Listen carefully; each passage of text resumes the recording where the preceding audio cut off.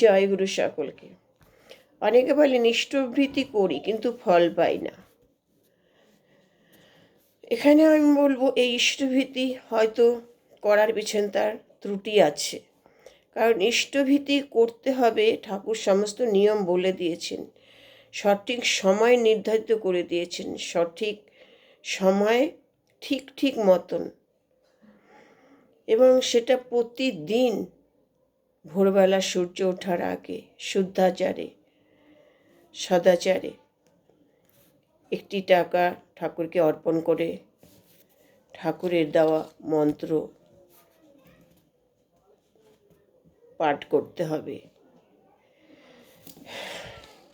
সেই সাথে আমরা বলবো ঠাকুরের কাছে সারা দিনের আমাদের কর্মফল, আমাদের আপদ বিপদ, আমাদের ভালো মন্দ, আমাদের সব কিছু আমরা ঠাকুরের পায়ে অর্পণ করি। আমাদের সারা দিনের মঙ্গল তার পায়ে আমরা অর্পণ করি।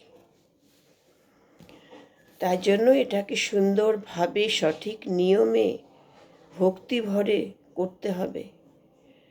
ইষ্ট মানে মঙ্গল, ভীতি মানে ভরণ পোষণ। এটা আমরা ঠাকুরের ভরণ পোষণের জন্য এটা দিই, ঠাকুরকে অর্পণ করি। এর বিভিন্ন অর্থ আছে। ইষ্টভীতি হচ্ছে মঙ্গল যজ্ঞ, মঙ্গল। ইষ্টভীতি হচ্ছে মঙ্গল। এই ইষ্টভীতি হলো আমাদের চালিকা শক্তি, রক্ষা কবচ। এটা একটা পবিত্র ত্রাণ বলা যেতে পারে, সবার রক্ষা কবচ এটা।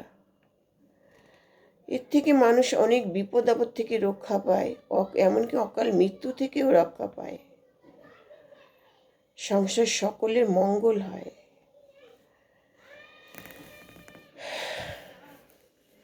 তাই ঠিকভাবে যদি আমরা ইষ্টভীতি করতে পারি, অবশ্যই তার ফল পাবো আমরা।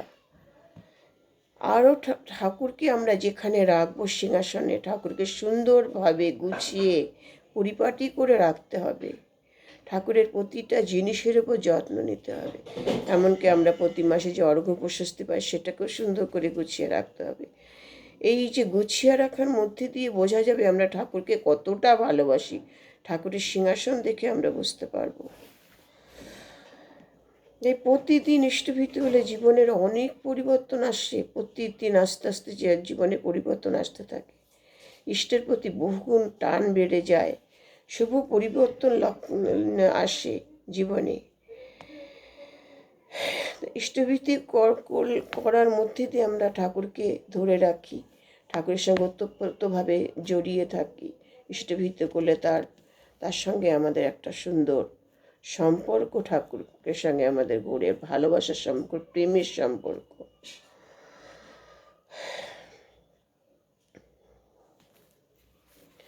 ঠাকুর কিন্তু ওই 1 টাকাই চেয়েছেন, তার বেশিও না কমও না, পুরোপুরি 16 আনা।